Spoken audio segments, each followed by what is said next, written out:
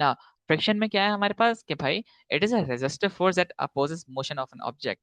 मतलब कोई भी चीज अगर आगे जा रही है तो वो कोशिश करेगा वो बैकवर्ड जाए, उस पर रेजिस्टिव फोर्स लगेगी।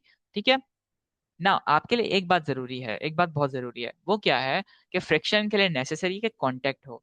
मतलब अगर मैं ये कर रहा हूँ तो मेरे हाथ, अगर मैं ऐसे ऐसे कर रहा हूँ कोई गर्मी पैदा नहीं होगी, अगर मैं दोनों हाथों को मिला रहा हूँ तब गर्मी पैदा हो रही है। ठीक है। इसकी सबसे अच्छी एग्जांपल बताऊँ क्या है? अगर किसी को थोड़ा जापानीज वगैरह में इंटरेस्ट हो तो आप वहां पे बुलेट ट्रेन इन्वेंट हुई। ठीक है। उनके इन्वेंशन से पहले वहां पे ना सबसे बड़ा मसला क्या था ट्रेन की स्पीड का, कि दे ट्राइड देयर बेस्ट कि स्पीड इंक्रीज हो जाए। उन्होंने हर चीज बहुत अच्छे अच्छे इंजन लगा लिए, सब कर लिया, लेकिन they were not able to achieve the speed they wanted to. ठीक है। उसके लिए उन्होंने इंट्रोड्यूस करा बुलेट ट्रेन्स। बुलेट ट्रेन्स क्या होती हैं? या हवरिंग ट्रेन्स या मैग्नेटिक ट्रेन्स। उनमें क्या होता है कि जो ट्रेन का ट्रैक होता है ना, ये ट्रैक है और ये ट्रेन है। ठीक है। ये ट्रेन है। ट्रेन और ट्रैक में कोई बीच में कांटेक्ट नहीं होता। ठीक है। Train is basically hovering. ठीक है। यहाँ बेसिकली यहाँ मैग्नेट्स होते हैं और यहाँ भी मैग्नेट्स होते हैं, और दोनों magnets basically are the same. अगर ये नॉर्थ है तो ये भी नॉर्थ होगा, जिसकी वजह से ये दोनों एक दूसरे को रिपेल करते हैं और ये ट्रेन कभी कांटेक्ट में नहीं आती। इसकी वजह से सबसे बड़ा मसला था वो ओवरकम हो जाता। और वो क्या था? वो था फ्रिक्शन का। फ्रिक्शन नहीं थी, कोई कांटेक्ट ही नहीं था, तो फ्रिक्शन ही प्रोड्यूस नहीं हुई, और फ्रिक्शन प्रोड्यूस नहीं हुई तो स्पीड हमारी बहुत ज्यादा बढ़ गई। अगर लेट्स से मेरी इसकी स्पीड 10 न्यूटन के हिसाब से आगे बढ़ी थी वो, ठीक है, और मेरी फ्रिक्शन तकरीबन 3 न्यूटन थी, 3 न्यूटन की फ्रिक्शन लग रही थी, तो आप मुझे बताओ मेरी इसकी जो आगे जाने की स्पीड होगी अब कम हो जाएगी ना, 7 न्यूटन के हिसाब से आगे बढ़ेगा। अगर मैं ये फ्रिक्शन हटा दूं, इक्वेशन से ही खत्म कर दूं, तो हमारे पास वो 10 न्यूटन के हिसाब से ही फिर आगे बढ़ेगा। ठीक है। तो मैग्नेटिक ट्रेन से हमने ये देखने को मिला हमें कि भाई हमने कांटेक्ट खत्म कर दिया इन चीजों का। जब कांटेक्ट खत्म हुआ तो फ्रिक्शन खत्म हो गई, और हमने हमारी जो डिजायर्ड स्पीड थी हम उस पर पहुंच गए। ठीक है। आगे बढ़ो। हमारे पास एग्जामिनर पूछता है advantages and disadvantages of friction. I think बहुत बच्चों वाली चीज है, सबको याद कर लो, सब इसमें कुछ है नहीं। It helps to grip. Example, मैं इस पेन को पकड़ा हुआ हूँ, ठीक है, इस पेन को पकड़ा हुआ हूँ, अभी इस पेन और मेरे हाथ के बीच में ग्रिप बनी हुई है। ठीक है। अगर मैं इस पेन को ऑयल में डिप कर दूं और फिर पकड़ूं, तो मेरे बीच इसमें क्या होगा कि बीच में एक लुब्रिकेंट आ जाएगा। ठीक है। जिसकी वजह से मेरे हाथ स्लिप हो जाएगा। ठीक है। मेरे हाथ से स्लिप हो जाएगा। तो ये क्या हुआ? मैंने फ्रिक्शन कम कर दी। मैं अगर फ्रिक्शन को बढ़ाना है ना मैंने किसी चीज की, तो बेसिकली उसका क्या बोलते हैं, उसको थोड़ा सा रफ कर दूंगा मैं। ठीक है। अगर स्मूथ सरफेस होगी तो फ्रिक्शन मेरी कम होगी।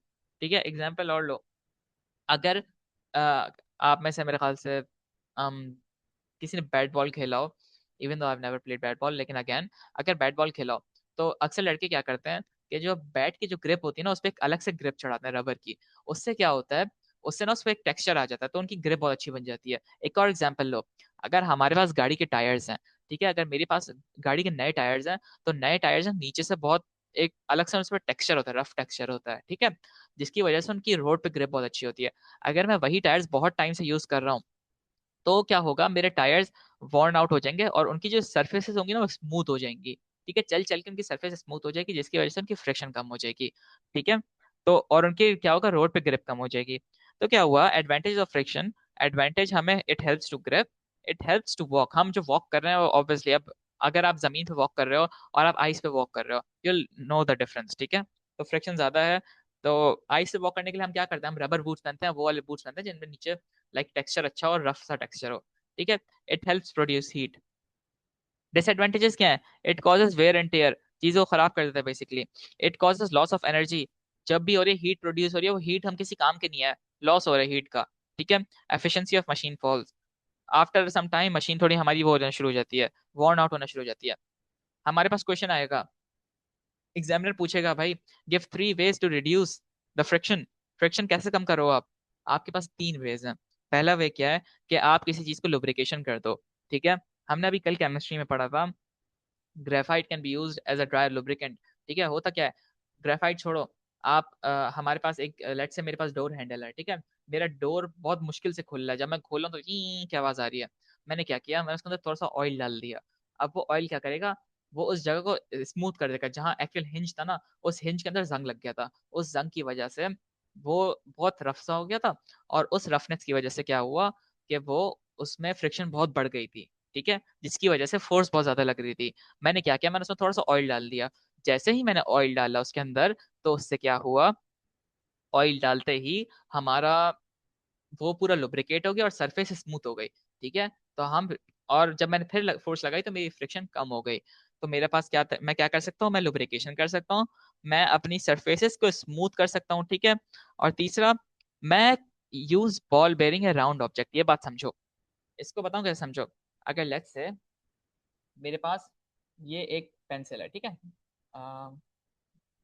लाइट नहीं, रुको एक सेकंड, गिव मी सेकंड।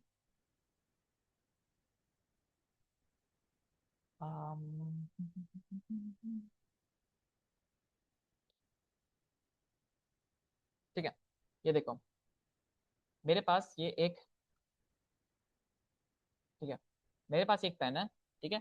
इस पेन को अगर मैं ऐसे ड्रैग करता हूँ सीधा सीधा सीधा, तो एक रेजिस्टेंस फोर्स लग रही है।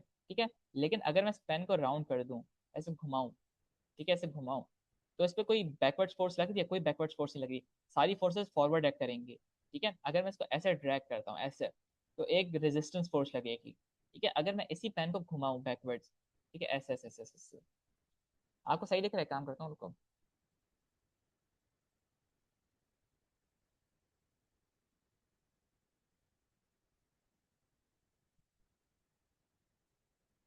अब देखो, अब आपका होप क्लियर आ रहा हो।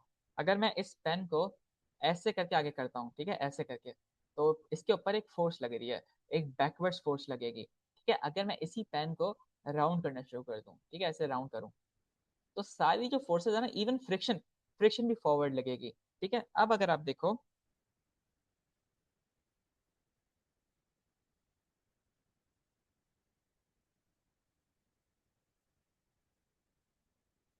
अब अगर आप देखो कि मैं अगर किसी चीज को फॉरवर्ड पुश कर रहा हूँ, ठीक है, अगर मैं पुश कर रहा हूँ तो उस पर रेजिस्टेंस, जो उसकी वो है रेजिस्टिव फोर्स यानी फ्रिक्शन और बैकवर्ड है।